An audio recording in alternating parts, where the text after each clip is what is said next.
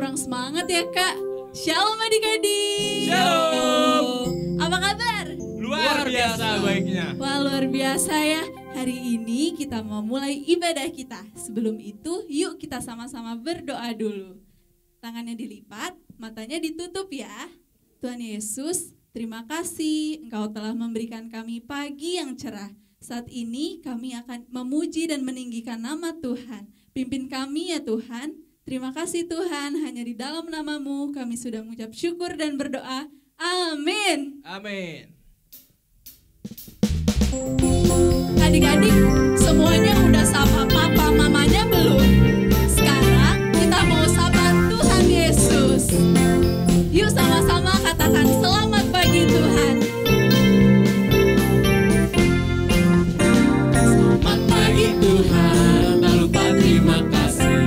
Tuhan telah pelihara kami setiap hari. Matahari bersinar, burung-burung bernyanyi, bertambah-tambah cintanya. Selamat pagi.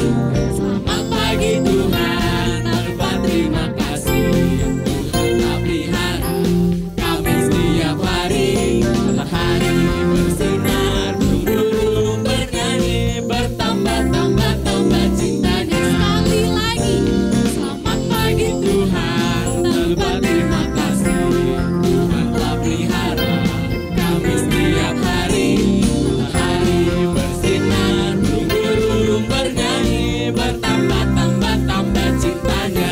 Matahari bersinar, burung-burung bernyanyi, bertambah-tambah cintanya. Matahari bersinar, burung-burung bernyanyi, bertambah-tambah cintanya. Adik-adik di rumah masih semangat bukan? Ya. Ayo kita mau nyanyi, hati-hati gunakan tanganmu.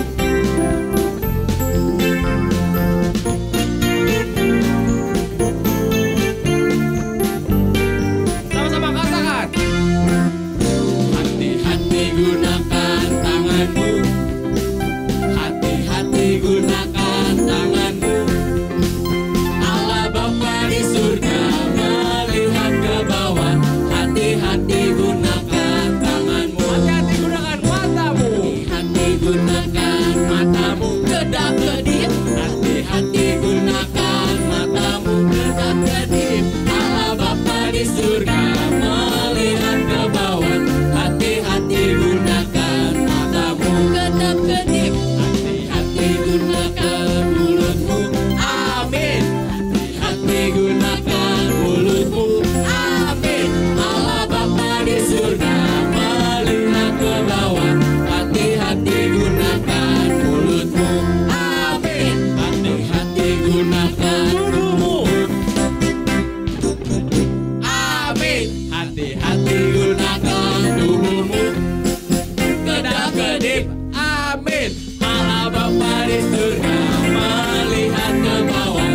Hati-hati gunakan tubuhmu.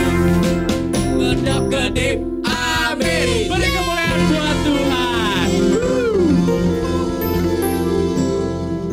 Tiba saatnya adik-adik kita akan mendengarkan firman Tuhan. Mari kita satukan hati kita lebih dalam lagi untuk menyembah.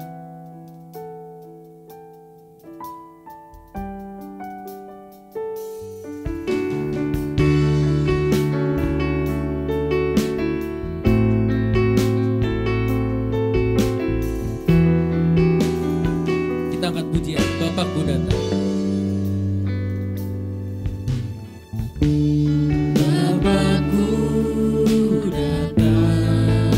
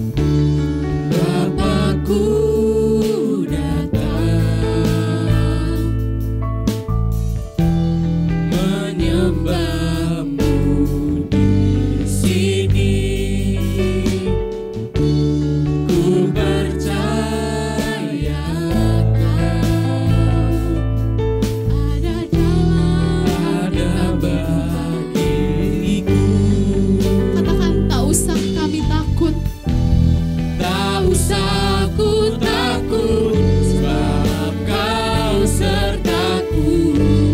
Tak usah aku bimbang, Kau di dalamku. Tak usah aku cemas, Kau penghiburku. Saat ku lemah, Kau kuatku. Ku nyanyi haleluya,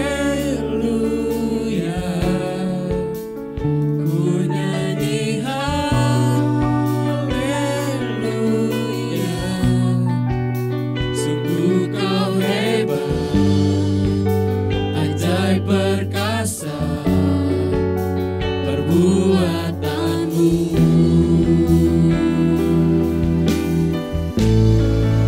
Di hidupku.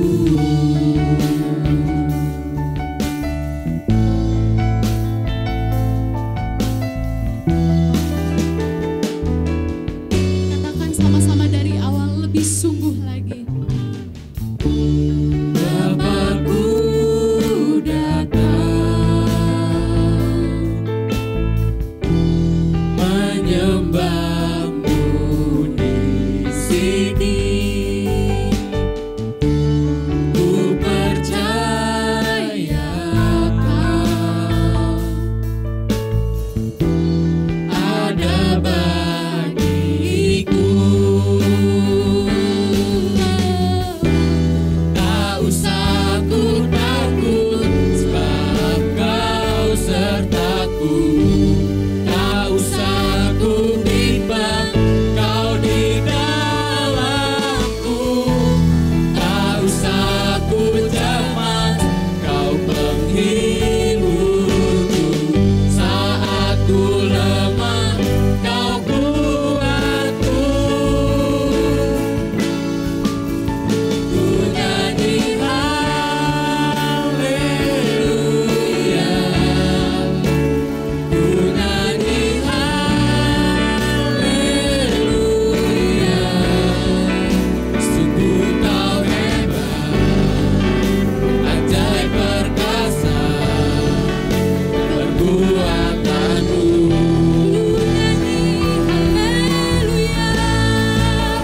Ku nyanyi haleluya, ku nyanyi haleluya. Sungguh Kau hebat, ajaib perkasa. Sungguh Kau Sungguh Kau hebat, ajaib perkasa. Sungguh Kau hebat, ajaib perkasa perbuatanmu.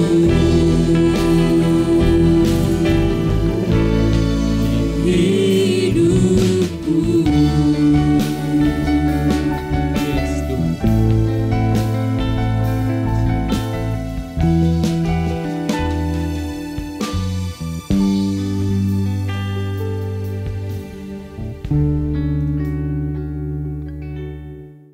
Halo, shalom adik-adik. Gimana kabarnya hari ini?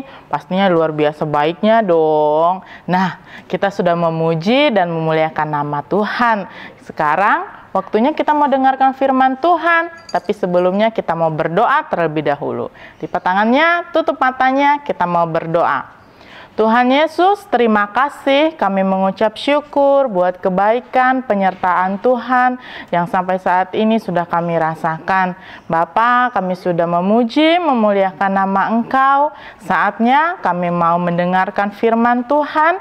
Kiranya Tuhan memberkati kami, supaya kami bisa menjadi anak-anak Tuhan yang lebih lagi taat kepada Engkau. Terima kasih Bapa di surga, kami siap menerima firman-Mu. Hanya di dalam nama Tuhan Yesus kami sudah berdoa. Haleluya. Amin. Nah, adik-adik, sekarang kita mau belajar tentang buah roh yang terakhir. Ada yang tahu nggak buah roh yang terakhir apa namanya? Kasih. Bukan, kasih itu yang pertama. Buah roh yang terakhir adalah penguasaan diri. Ya, betul, penguasaan diri. Kita mau belajar tentang buah roh yang terakhir, yaitu penguasaan diri. Sebelum Tante lebih lagi menjelaskan tentang penguasaan diri ini, Tante punya sebuah cerita. Didengerin ya. Ada seorang anak bernama Tino. Tino ini dia ingin sekali memiliki sepeda baru. Tapi dia lihat keadaan orang tuanya yang tidak mampu. Jangankan untuk membeli sepeda baru, untuk makan sehari-hari saja mereka tidak mampu. Tapi Tino punya seorang sahabat namanya Raka. Nah, Raka ini dibelikan oleh ayahnya sepeda baru. Wah, makin kepingin ini rasanya si Tino ini memiliki sepeda baru. Tino panggil mama sama papanya. Mama, papa, pokoknya aku pingin sepeda baru. Aku nggak mau tahu. Pokoknya aku mau sepeda baru. Tuh, teman-temanku aja punya sepeda. Masa aku tidak punya sepeda? Aku tuh malu, Ma. Aku tuh malu, Pa. Wah, dia memaksa kedua orang tuanya untuk membelikan dia sepeda baru. Tapi apa? Orang tuanya tidak mampu. Tapi Tino terus saja memaksa orang tuanya. Suatu saat, mama papanya memanggil Tino. Tino, sini dulu kamu. Kenapa, Ma? Pa? Mama sama papa ingin bicara sama kamu. Papanya berkata, Tino, sekarang ini kamu tahu sendiri keadaan mama, papa bagaimana. Jangankan untuk membeli sepeda baru, untuk kita makan sehari-hari saja, kita kekurangan. Jadi mama sama papa harap kamu mengerti. Kata papanya bilang. Tino bilang apa? Nggak mau, Pak. Aku nggak mau tahu. Pokoknya aku mau beli sepeda. Aku harus sama seperti teman-temanku yang lainnya. Punya sepeda baru. Terus mamanya berkata, Tino, kamu tidak boleh seperti itu. Kamu harus berusaha untuk menguasai diri kamu. Yang penting kamu berdoa sama Tuhan. Kamu minta sama Tuhan. Mama percaya deh. Suatu saat Tuhan pasti kasih apa yang kamu mau.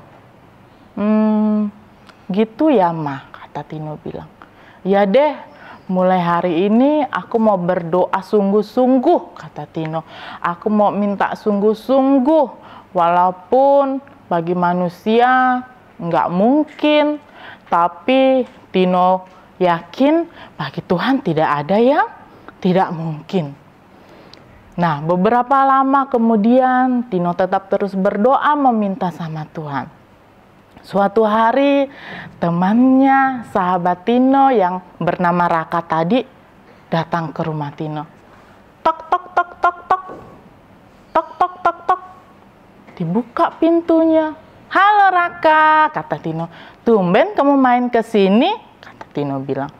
Iya nih, aku mau main ke sini, kata Tino bilang. Terus Tino bilang, kok kamu bawa sepeda lama kamu ini? Emangnya untuk apa? Kan kamu punya sepeda baru, kata Tino bilang kepada Raka. Sepeda ini untuk kamu, Tino. Aku kan udah punya sepeda baru. Jadi sepeda yang lama aku berikan kepada kamu. Hah? Yang benar, kata Tino bilang. Iya, ini sepedaku yang lama untuk kamu. Terima kasih banyak ya Raka. Aku seneng banget. Walaupun ini sepeda lama, tapi aku masih bisa pakai. Aku masih bisa bersepeda bareng-bareng sama teman-temanku yang lainnya.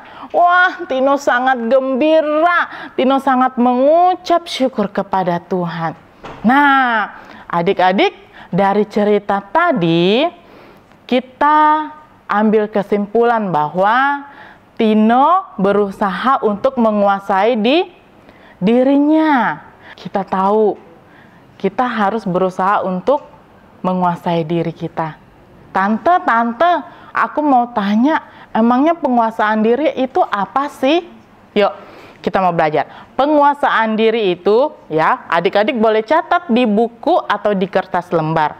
Penguasaan diri itu adalah kemampuan kita untuk mengatur emosi, pikiran, dan perilaku seseorang dalam menghadapi godaan. Nah, Tino tadi menghadapi godaan nggak? Iya, dia pengen sekali sepeda baru. Dia pengen sekali memiliki sepeda. Dia berusaha untuk mendapatkan sepeda itu. Tapi apa, orang tuanya tidak mampu kan? Nah, Tuhan buka jalan. Akhirnya Tino memiliki sepeda yang diberikan oleh sahabatnya Raka. Oke, kita mau belajar harus bisa menguasai diri. Tapi dalam hal apa saja? Yang pertama itu dalam hal pikiran. Nah, jika kita tidak bisa menguasai pikiran kita, maka tindakan kita pun tidak bisa dikuasai juga. Ya, artinya bahwa ketika pikiran kita diisi terus oleh firman Tuhan, kita sudah belajar tentang kasih, harus mengasihi sesama, tetap sukacita, maka tindakan kita juga diikuti oleh firman Tuhan itu. Kita bisa mengasihi teman-teman, mengasihi orang tua, sahabat, saudara, ya kan? Tetap sukacita, kita sabar, kita bisa lemah lembut kepada orang lain. Nah, kalau sebaliknya pikiran kita diisi oleh hal-hal yang buruk, hal-hal yang negatif, maka tindakan kita juga melakukan hal-hal yang buruk. Contohnya apa?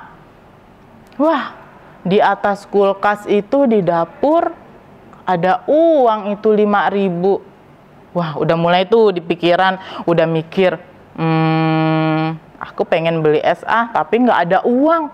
Itu ada uang tuh 5.000 di atas kulkas. Ambil nggak ya? Ambil nggak ya? Wah, itu udah masuk pikiran. Ambil karena aku udah haus. Wah, dia ambil itu merupakan suatu tindakan. Dan dia memakai uang itu untuk beli es. Tanpa sepengetahuan atau tanpa seizin orang tuanya terlebih dahulu. Dia tidak tahu itu uang kakaknya, adiknya, atau mama papanya. Dia ambil saja. Nah, itu salah satu contoh jika pikiran kita dimasuki oleh hal-hal yang buruk, hal-hal yang tidak baik, maka perilaku atau tindakan kita juga tidak baik. Kalau pikiran kita diisi tentang hal-hal yang baik, maka tindakan kita juga harus baik juga. Oke, itu yang pertama ya. Hal yang kedua adalah lidah atau ucapan. Yuk kita buka Alkitab kita di dalam Amsal pasal 21 ayat 23. Ayo adik-adik ambil Alkitabnya, dibuka. Amsal pasal 21 ayat 23. Tante baca ya. Siapa memelihara mulut dan lidahnya, memelihara diri pada kesukaran. Nah, ini sangat penting sekali bagi kita ketika kita dapat memelihara lidah kita atau kita dapat memelihara ucapan kita, menjaga ucapan kita, maka itu semua adalah hal-hal yang baik. Kita dapat menguasai diri kita. Yang kedua, kita buka dalam Yakobus pasal 3 ayat 5. Yakobus pasal 3 ayat 5. Demikian juga lidah, walaupun suatu anggota kecil dari tubuh, namun dapat memegahkan perkara-perkara yang besar. Lihatlah, betapapun kecilnya api, ia dapat membakar hutan yang besar. Nah, jadi kita sebisa mungkin harus mempergunakan atau mengendalikan lidah kita untuk mengeluarkan kata-kata yang bisa menjadi berkat bagi orang lain, bukan malah menjadi batu sandungan atau malah menjadi kutuk bagi orang lain. Kita harus menjaga perkataan kita, menjaga ucapan kita, supaya kita dapat menguasai diri kita. Dan ketika kita bisa menjaga perkataan, lidah, omongan kita, kita bisa menjadi berkat bagi orang lain. Yang ketiga adalah apa? Untuk melihat mata. Betul. Yang ketiga adalah mata. Di dalam Matius pasal 6 ayat 22 sampai 23 dikatakan, mata adalah pelita tubuh. Jika matamu baik, teranglah seluruh tubuhmu. Tapi jika matamu gelap, gelaplah seluruh tubuhmu. Jadi, jika terang yang ada padamu gelap, betapa gelapnya kegelapan itu. Nah, jika kita tidak dapat menguasai mata kita, kita juga mudah terjerumus ke dalam dosa. Contohnya apa? Contoh hal kecil aja. Setiap 2 minggu sekali kita buka YouTube kan untuk lihat sekolah minggu online. Tapi tidak gampang tuh kalau buka YouTube. Tante rasa pasti ada tuh anak-anak yang lihat di bawah-bawahnya lagi. Wah, ternyata ada yang lebih seru. Ada kartun Doraemon, ya kan? Ada kartun Power Ranger, ada kartun apa lagi ya? Spider-Man. Bukan yang diklik sekolah minggunya, tapi yang diklik apa? Doraemonnya. Yang diklik Power Ranger-nya. Yang diklik apa? Doranya. Wah, film Dora. Nah, itu adalah hal contoh yang kecil saja. Jadi dari situ kita dapat menguasai diri kita ya. Kita harus lihat video atau sekolah minggu ini online dari awal sampai akhir. Jangan cuma sampai setengah. Mah, bosen ceritanya. Masa cerita tentang buah roh terus? Tuh, lihat tuh di bawahnya. Ceritanya yang bagus-bagus tuh, ada film-film yang bagus tuh. Wah, tidak boleh seperti itu. Itu contoh hal kecil untuk kita bisa menguasai mata kita. Oke, dari 3 hal tersebut kita dapat belajar bahwa dari pikiran, lidah, dan mata kita dapat menguasai hal-hal itu untuk kita dapat belajar menguasai diri. Nah, sekarang Tante mau tanya, ada yang tahu nggak cerita tentang Daniel? Daniel? Ada yang tahu? Ada yang tahu. Atau adik-adik di sini yang nonton, ada yang namanya Daniel? Saya tante. Oh iya, ada yang namanya Daniel. Nah, Daniel adalah salah satu contoh Alkitab yang dapat menguasai dirinya sendiri. Ya, kalau adik-adik baca tuh di dalam Daniel pasal 1. Daniel pasal 1, kalau kalian baca keseluruhannya itu ceritanya sangat menarik. Ketika Daniel dipanggil oleh raja, dan Daniel dan teman-temannya diberi hidangan makanan oleh raja.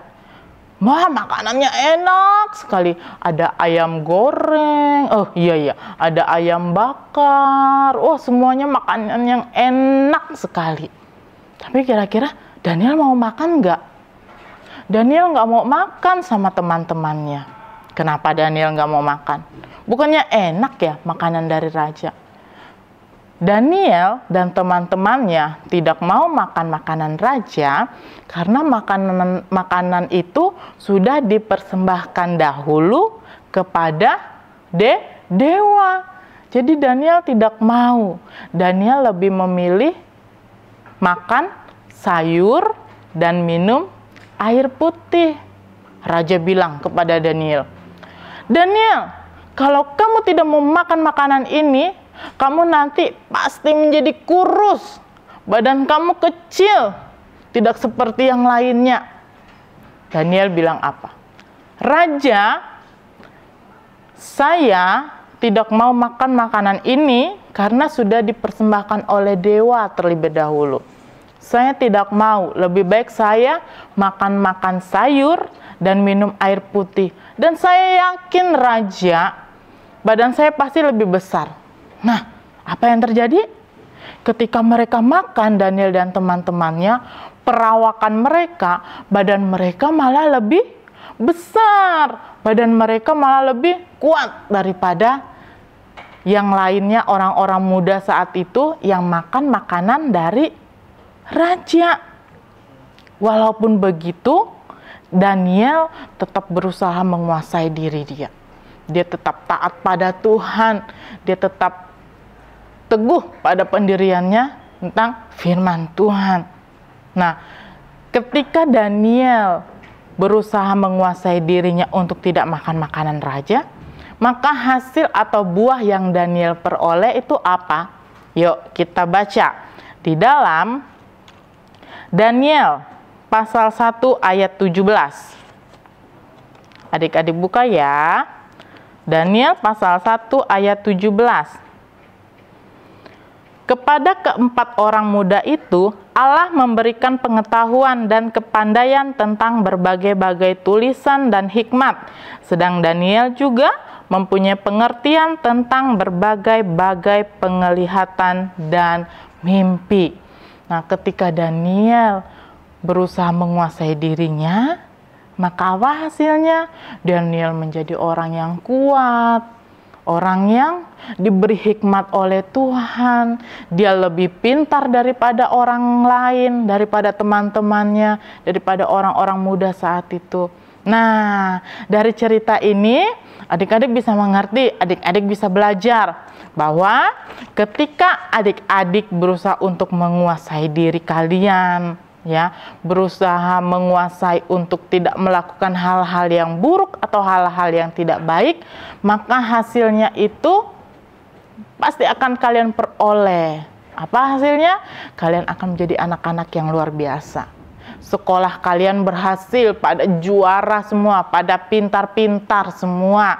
Apalagi keluarga kalian, keluarga yang sangat diberkati. Wah, si anak ini nih, si siapa ya? Oh, si Andra sama si Andro nih, hebat loh. Mereka anak yang pinter loh. Iya ya, daripada si ini nih, si siapa sih namanya? Si Mimo. Mimo ini nggak pernah ke gereja, anaknya sikapnya nggak bagus, dia kasar kalau main sama teman-temannya. Nah, ketika kalian dibilang seperti itu, kalian bersyukur, kalian menjadi anak yang baik, anak yang hebat, anak yang pintar. Itu karena kalian dapat menguasai diri kalian, dan buah roh, 9 buah roh tadi ada dalam hati kalian, dan kalian lakukan itu sehingga kalian bisa jadi berkat bagi orang lain. Oke? Nah, dihafal 9 buah roh itu nanti ya. Nah, cerita tante sampai di sini. Sekarang tante mau beri aktivitas prakaryanya. Nah, ini dia. Kelihatan nggak ya? Kemarin, beberapa minggu yang lalu, kita sudah buat tuh gambar pohon, terus ditempel buah roh, 9 buah roh, kasih, sukacita, damai sejahtera, dan yang lainnya. Sekarang kita buat pot buah roh. Nah, ini bisa kalian dapat dari minuman, gelas minuman itu. Nah, dibuat, kalian hias, terus kalian pakai lidi. Bisa bentuknya terserah, mau bentuk bulat, mau bentuk segitiga, mau bentuk persegi 4, terserah kalian. Ini tante buat bentuk seperti bunga, kreasi kalian sendiri. Nanti kalian tulis 9 buah roh. Jika sudah jadi, nanti kalian bisa simpan tuh di meja belajar kalian masing-masing. Jadi kalian selalu ingat tentang 9 buah roh yang sudah kita pelajari. Jadi dikerjakan ya adik-adik, jangan lupa. Nanti kalau yang sudah bisa di-share ke guru sekolah minggunya masing-masing. Oke, kita mau berdoa, kita mau tutup firman Tuhan kali ini. Kita mau berdoa, lipat tangannya, tutup matanya. Tuhan Yesus, terima kasih kami sudah dengarkan firman Tuhan yang mengajarkan kami untuk kami bisa belajar dalam penguasaan diri. Bapa, ajar kami untuk kami bisa melakukan firman-Mu ini Tuhan. Roh Kudus yang akan tolong kami, Roh Kudus yang akan memimpin kami, sehingga kami menjadi anak-anak yang pintar, anak-anak yang taat, anak-anak yang baik, anak-anak yang bisa jadi berkat bagi orang lain. Terima kasih Bapa di surga, kami mengucap syukur buat hari ini, buat pertemuan kami hari ini. Terpujilah nama-Mu, dalam nama Tuhan Yesus kami sudah berdoa dan mengucap syukur. Haleluya. Amin. Nah, adik-adik, kita akan jumpa 2 minggu lagi. Cerita apa ya? Nanti dilihat di YouTube-nya. Oke? Selamat pagi. Tuhan Yesus memberkati. Shalom. Dadah. Gunakan tanganmu